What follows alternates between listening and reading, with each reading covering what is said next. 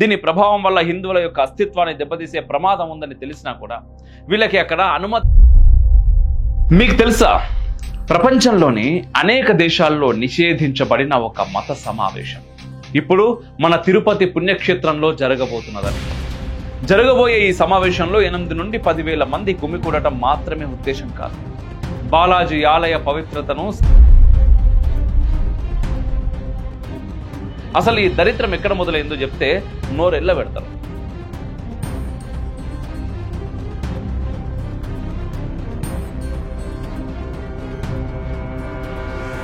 నమస్తే, welcome to reflection Bharat. నేను మీ అమోఘ్ దేశపతి.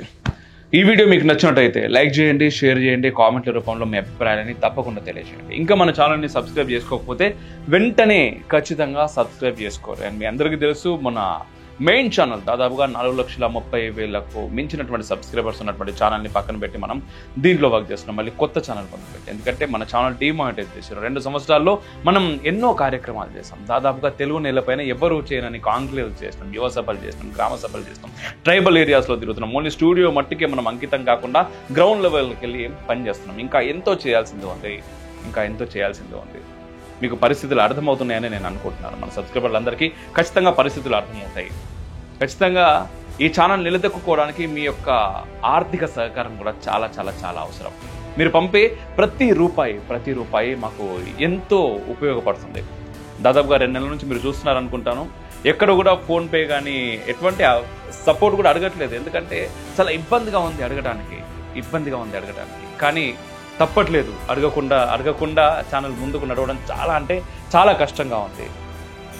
దయచేసి మీ సహాయాన్ని కోరుకుంటున్నాను. మీకు తెలుసా, ప్రపంచంలోని అనేక దేశాల్లో నిషేధించబడిన ఒక మత సమావేశం ఇప్పుడు మన తిరుపతి పుణ్యక్షేత్రంలో జరగబోతున్నదని.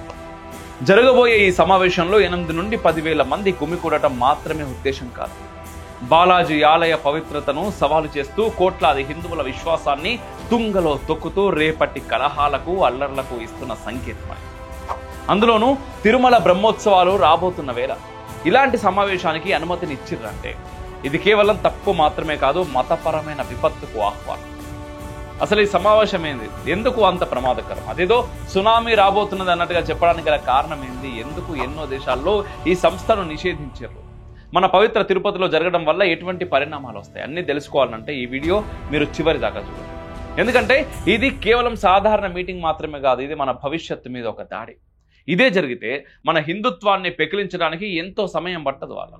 ప్రపంచవ్యాప్తంగా కోట్లాది మంది హిందువుల ఆధ్యాత్మిక ఆరాధన కేంద్రంగా నిలిచిన తిరుపతి పుణ్యక్షేత్రంలో ఈ కొత్త ఆందోళన రేపుతుంది. ఈ నెల సెప్టెంబర్ 13, 14 తేదీలలో సుమారు 8,000 నుంచి 10,000 మంది ముస్లింలు గుమిగూడబోతున్నారని, తబ్లీగ్ జమా పేరుతో సభ జరగబోతుందని ఇప్పటికే అధికారిక పత్రాల ద్వారా తెలిసింది.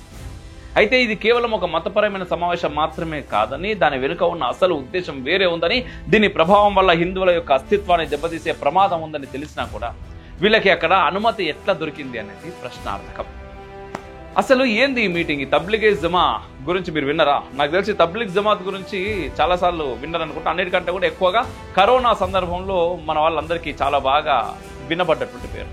ఈ తబ్లీగ్ జమాత్ అనేది ఒక అంతర్జాతీయ ముస్లిం మత సంస్థ. వీరి లక్ష్యం ఇస్లాం మత ప్రచారం మాత్రమేనని బయటకు చెప్తా ఉంటారు. కానీ వీరి సమావేశాలు జరిగేది తరచూ మత మార్పిడి కోసం, తీవ్రవాద భావజాలం వ్యాప్తికి వేదిక అవుతున్నాయని అనేక దేశాలు ఇప్పటికే అనుమానం వ్యక్తం చేసినాయి. అట్లనే దూరం కూడా పెట్టారు చాలా మంది. కొన్ని దేశాల్లో అయితే వీరి కార్యకలాపాలను కంప్లీట్గా నిషేధించినాయి. ఏ దేశమైనా ఎందుకంటే బహిష్కరిస్తుంది? వాళ్ళ సావన్నిటిని కాపాడుకోవడానికి కదా. కాబట్టి ఇప్పుడు తిరుపతి లాంటి పవిత్రమైన హిందూ తీర్థక్షేత్రంలో ఈ విధంగా భారీగా ముస్లింలు గుమిగూడటం యాదృచ్ఛికం కాదని స్పష్టమవుతున్నారు. దేశం నలుమూలల నుంచి ముఖ్యంగా ముస్లిం మత ప్రచారకులు, మౌల్వీలు, ఇమాంలు, తబ్లీగీ కార్యకర్తలు హాజరవుతారు. ఈ సభ సాధారణ భక్తులు కూడా బస్సులు, ట్రైన్ల ద్వారా పెద్ద సంఖ్యలో వస్తూ ఉంటారు. బయట దేశాల నుంచి కూడా పాకిస్తాన్, బంగ్లాదేశ్ నుండి మత బోధకులు రావడం సర్వసాధారణమే ఈ మీటింగ్కి.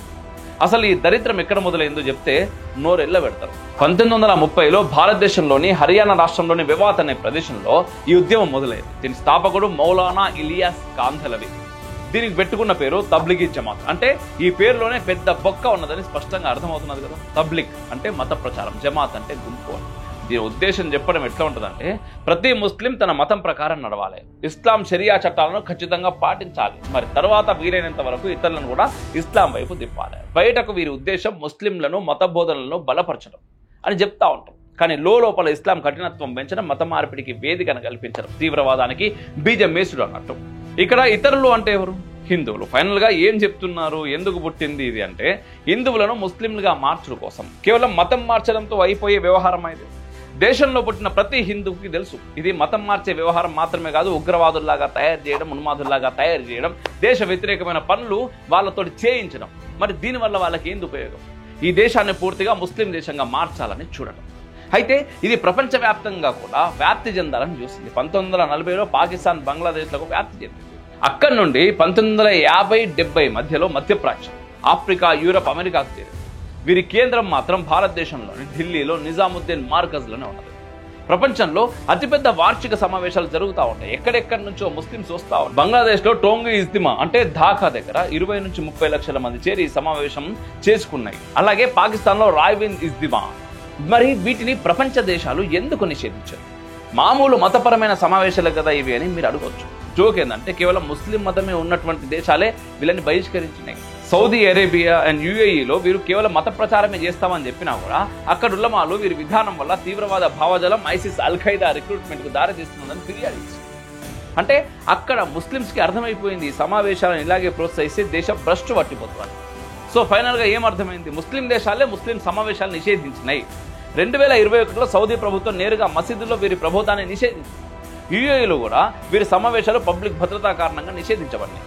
అక్కడ జనాల భద్రత మాత్రమే ముఖ్యమని ఏవైతే ముస్లిం దేశాలు ఉన్నాయో అవి భావించినాయి. అలాగే రష్యా సుప్రీంకోర్టు 2017లో వీరిని తీవ్రవాద సంస్థగా గుర్తించింది. కారణం, వీరి క్లాసుల్లో పాల్గొన్న ముస్లింలు అంతా ఐసిస్ లో చేరారు, రాడికల్ ముస్లింలుగా మారారు అని నిర్ధారణ అయింది. ఇక చైనాలో మతపరమైన సమావేశం పేరుతో గుంపులుగా కూడడం కఠినంగా నియంత్రించబడింది. తబ్లిక్ సమావేశాల్లో జిహాద్ బోధన జరుగుతున్నదని గుర్తించి పూర్తిగా నిషేధించారు వాళ్ళు కూడా. అమెరికా, యూరోప్లో కూడా వీరి మీద నేరుగా బ్యాన్ లేకపోయినా కానీ FBI, CIA, యూరప్ నిఘా సంస్థలు వీరిని తీవ్రవాదానికి అనుబంధం కలిగిన ఉద్యమంగా వర్గీకరించి నిఘాలో ఉంచుతా ఉన్నాయి. అమెరికాలో 2000 సంవత్సరం తర్వాత, అదే 9/11 దాడుల తర్వాత తబ్లిక్లో పాల్గొన్న కొంతమంది యువకులు అల్ ఖైదా, తాలిబాన్లో చేరినట్టు కేసులు కూడా బయటపడ్డాయి. ఈ సమావేశాల్లో ఏమవుతుంది? పగలంతా మసీదు బోధనలు, ఇస్లాం కఠిన జీవన విధానం బోధిస్తారు. అంటే ఓన్లీ బయటకు దేవుడు, ప్రార్థన, శాంతి అనే మాటలు వినిపిస్తాయి. ఇక తర్వాత ఉంటుంది లోపల జిహాద్ గురించి బోధనలు, మత మార్పిడిపై ప్రేరేపణలు, ఇస్లాం మాత్రమే నిజమని మిగతావన్నీ అబద్ధమని చెప్పడాలు. అబ్బో, చాలా ఘోరంగా ఉంటుంది. దీని పర్యవసానం చాలా దేశాలలో వీరి సమావేశాల తర్వాత హింసాత్మక సంఘటనలు, అల్లర్లు, రాడికలైజేషన్ జరిగినాయి. ఉదాహరణలు బోలెడు చెప్పుకోవచ్చు. బంగ్లాదేశ్లో ఇజ్తిమా తర్వాత యువకులు ఐసిస్ లో చేరిన ఘటనలు, పాకిస్తాన్ రాయ్విన్ ఇజ్తిమా తంటే అనేక మంది ఆఫ్ఘన్ తాలిబాన్లు చేరారు. అంతేకాదు, అసలు ఈ సమావేశమే పెద్ద దరిద్రం, ఒక రోగం లాంటి. ఢిల్లీలో 2020లో కరోనా సమయంలో మనం ఇంతకు మాట్లాడుకున్నది నిజాముద్దీన్ మార్కజ్ తబ్లిక్ సమావేశం వల్ల భారీగా కరోనా వ్యాప్తి జరిగింది. అప్పుడు చాలా మంది అనుకున్న పేపర్లలో చదివిన, వార్తల్లో చదివిన, అప్పట్లో భారీగా కరోనా అంటవ్యాధులు వ్యాపించడానికి కూడా వీళ్ళే కారణమేరు. అంటే దేశ విదేశాల్లో కరుడుగట్టిన ఉగ్రవాదులంతా వస్తారు కదా మరి మీటింగ్కి. ఆ కరోనా టైంలో కూడా అలాగే వచ్చి చచ్చారు. ఇంకా ఈ వ్యాధి ఎక్కువ ఎట్లా చేశారు? సరే, ఇదంతా ఒక పక్కనైతే అగ్రదేశాలు మొదలు అన్ని దేశాలు నిషేధించిన మీటింగ్కి అనుమతి ఇచ్చింది ఎవరు? ఎవరి సంతకం లేకుండా ఇంత పెద్దగా గుమిగూడటం జరగదు కదా. ప్రభుత్వం ఏం చేస్తుంది? ప్రజల శాంతి భద్రత కాపాడడం బదులు ఉద్రిక్తతలు రేపే కార్యక్రమాలకు గ్రీన్ సిగ్నల్ ఇస్తున్నదా? అందులోనూ ఆంధ్రప్రదేశ్లో కూటమి ప్రభుత్వం ఉన్నప్పుడే ఈ అనుమతి ఏ విధంగా ఎవరికి లాభం కోసం ఇచ్చారు? మరి అక్కడున్న టీటీడీ ఆలయ కమిటీ ఏం చేస్తా ఉన్నారు? ఆలయ పవిత్రతను కాపాడాల్సిన వాళ్ళు నిశ్శబ్దంగా ఎందుకున్నారు? తిరుపతి వంటి పవిత్ర క్షేత్రంలో ఇది జరగనివ్వడం కేవలం నిర్లక్ష్యం మాత్రమే కాదు, అది కోట్లాది హిందువుల గౌరవాన్ని అవమానించడం కాదు.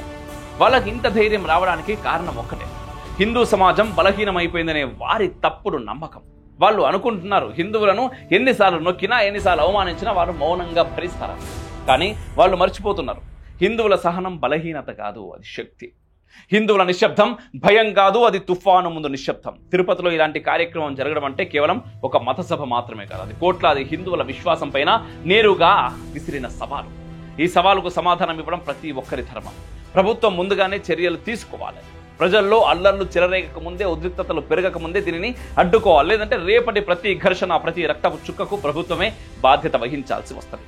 హిందువుగా పుట్టి తిరుపతి పవిత్రతను రక్షించకపోతే అది అతిపెద్ద ద్రోహం అవుతుంది. ఇప్పటికే తెలుసు, నానా పెంటలు జరుగుతూ ఉన్నాయి కదా తిరుపతిలో. నాట్ ఓన్లీ తిరుపతి అబ్బా, ఏ దేవాలయం చూసుకున్నా ఏమున్నది గర్వకారణం అనొచ్చు మనం. కేవలం ఆదాయం కోసమే ఆలయం అన్నట్టు తయారవుతున్నది. మరి దాని పవిత్రత ఎవరికి కావాలి? ఈ భూమి మీద మనకున్న గొప్ప బాధ్యత మన దేవాలయాల్ని కాపాడుకోండి. అందులో భాగంగా తిరుపతిని కాపాడటం, మన ఆత్మగౌరవాన్ని కాపాడటం మన బాధ్యతే. ఇకపై హిందువులు ఎవరూ ఉపేక్ష చేయలేరు. తిరుపతి పవిత్రతను తాకాలని ఎవరైనా ప్రయత్నిస్తే అది అగ్నిని తాకినట్టే. అది కోట్లాది హృదయాల్లో నిప్పులు రగిలించడమే. దీనికి గనక ఆపకపోతే దీని పర్యవసానం వెంటనే మనకు తెలియకపోవచ్చు. కానీ లోపల ఎందరో హిందువులు ముస్లింలుగా మార్చబోయడమే కాకుండా ఉగ్రవాదులుగా, తాలిబన్లుగా తయారు చేయబడి ఈ దేశానికి ముప్పు తలపెట్టే ఉన్మాదులుగా తయారవుతా ఉన్నారు. జాగ్రత్తగా ఎవరు ఉండాలి, ఎవరు మేలుకోవాలి, నీ చుట్టూ ఏం జరుగుతున్నదో ఎవరు తెలుసుకోవాలి. ఎందుకు చేయాలి ఇదంతా? తిరుమల గురించి ఎన్ని మాటలు మాట్లాడుతున్నారు. వచ్చిన ప్రతి నాయకుడు మాట్లాడుతున్నాను. నేను గతంలో కూడా చెప్పిన, ఇప్పుడేం కొత్త కాదు అని. ఏ పార్టీ వచ్చినా ఏమున్నది గర్వకారణం అన్నట్టే ఉన్నది పరిస్థితి. ఖచ్చితంగా ఇట్లాంటి విషయాల పట్ల జాగ్రత్త వహించాల్సింది, మాట్లాడాల్సింది, నోరు పైకి లేపాల్సింది, అడగాల్సింది, ప్రశ్నించాల్సింది హిందువు మాత్రమే. ఎందుకంటే అది మన బాధ్యత. జై హింద్, మేరా భారత్ మహాన్.